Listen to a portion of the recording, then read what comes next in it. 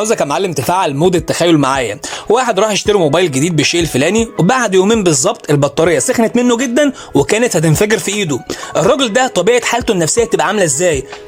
فعلا بركان غضب ماشي على الارض. وكمان ساعتها هيدخل على امازون ويرزع تقييم نجمه واحده، وكمان يمكن يكتب قصيده هجاء في المنتج ده برضه. علشان كده اغلب المسوقين الغلابه بيخافوا من المنتجات دي وبيجروا بعيد عنها. لكن في قناه استخبص احنا بنشوف الراجل الغضبان ده مش مشكله، احنا بنشوفه راجل لقطه، فعلا لقطه. النهارده اعلمك فن السبوبه المعكوسه، ازاي تدور على المنتجات الزباله لا مؤاخذه وتستخدم شتيمه الناس فيها علشان تبيع البديل بتاعك وتعمل منه عمولات خرافيه وانت قاعد باشا والناس بتبوس ايدك علشان انقذتهم. اهلا بيك في قناه استخبص، واهلا بيك في العالم السفلي للتسويق. جهز كوبايه الشاي علشان اللي اقوله لك ده بيتباع في كورسات الافيليت سيو بالاف الدولارات، وهنا يا معلم ببلاش. بعد الفاصل مستنيكم.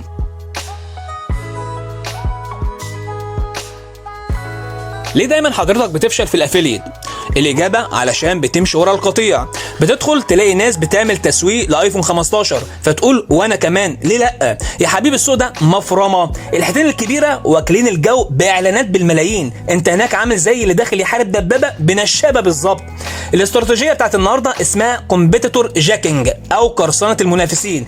احنا مش هنزاحم الحيتان، لا احنا هنستنى الضحايا بتوعهم. الزبون اللي داخل يكتب عيوب موبايل كذا او مشاكل مكنسه كذا، ده زبون سقع معاه فيزا ومستعد يشتري بس خايف وانت محتاج تطمنه. عشان كده هو مش محتاج اعلان، لا هو محتاج منقذ. وهنا بقى يا معلم هيجي دورك، تعال اقول لك تعملها ازاي. تعالى بقى يا معلم نشغل دماغنا ونعمل هندسه عكسيه للموضوع ده. طب ازاي نلاقي الكنز ده؟ انا هقول لك. اول خطوه ادخل على امازون او اي موقع كبير. تاني خطوه دور على منتجات ترند ومشهوره، بس ما تفرحش بالخمس نجوم، هات لي نجمه واحده او نجمتين اقصاها. تالت حاجه اقرا تعليقات الناس وهم بيعيطوا من ايه، مثلا البطاريه بتخلص بسرعه، او الصوت بيقطع، او الخامه بلاستيك رخيص. رابع حاجه اكتب البين بوينت او الشكاوي دي في ورقه كامله. خامس خطوه يا معلم دلوقتي دورك تلاقي البديل. دور على منتج تاني افيليت برودكت واخد تقييمات عاليه وما فيهوش العيوب ديت. لو الناس بتشتكي ان السماعه اكس مثلا بتوجع الودن، لا انت هات لي السماعه واي المريحه طبيا. انت كده يا معلم معاك المشكله والحل في ورقه واحده. يلا بقى اقول لك احسن قالب للنوع ده من المحتوى ايه.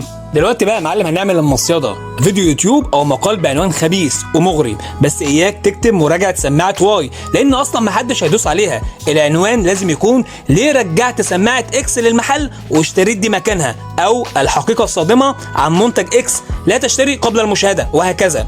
الزبون هيشوف العنوان ده قلبه هيقع، هيقول لك يا نهار ابيض ده انا كنت لسه هشتريها. هيدخل طبعا جري على الفيديو. جوه الفيديو بقى انت مش بياع، انت صاحبه اللي خايف عليه، خلي بالك. هتقول له بص يا صاحبي المنتج اكس ده مش وحش بس بطاريته ضعيفه وده ضايقني جدا، خلي بالك دي نفس شكوى الناس، بس دورت ولقيت المنتج اللي هو واي بطاريته بتقعد اسبوع وسعره ارخص كمان.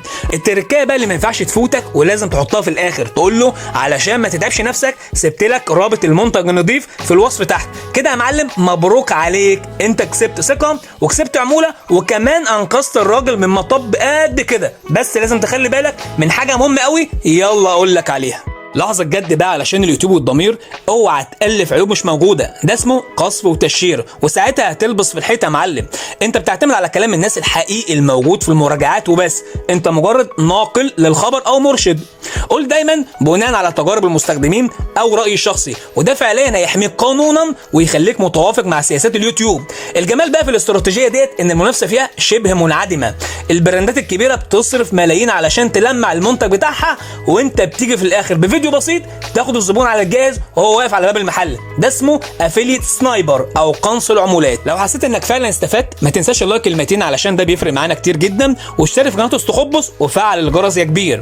الحلقه الجايه هنتكلم عن ترند جديد في الذكاء الاصطناعي هيخليك تعمل فيديوهات من غير ما تظهر بوشك ولا بصوتك كمان، وكمان اليوتيوب بيقبله. احنا يا معلم استخبص ودي اسرارنا. سلام يا ابطال.